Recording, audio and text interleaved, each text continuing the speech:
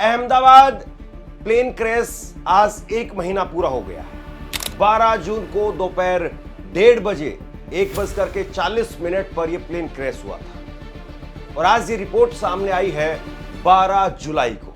1 महीने 30 दिन के बाद में रिपोर्ट निकल करके सामने आई है। 15 पन्ने की रिपोर्ट है और इस रिपोर्ट में बहुत विस्तार में बताया गया है कि किस तरीके से कैसे क्या क्या हुआ था।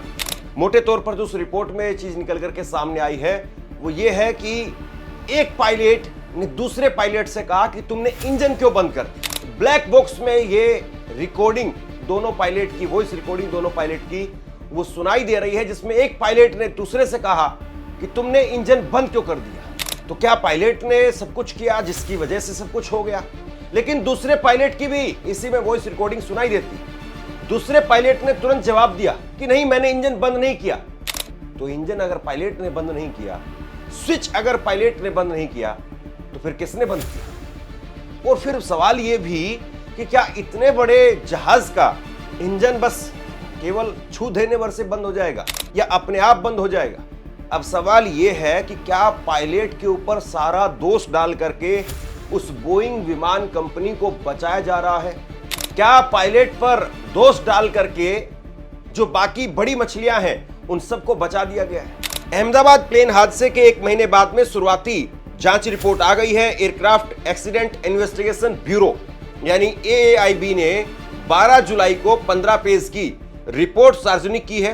प्रारंभिक जांच के मुताबिक यह हादसा विमान के दोनों इंजन बंद होने की वजह से हुआ।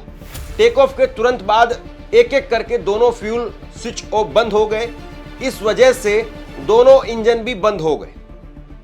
इस दौरान कॉकपिट की रिकॉर्डिंग से पता चला है कि एक पायलट ने दूसरे से पूछा कि क्या तुमने स्विच बंद किया? दूसरे ने जवाब दिया नहीं।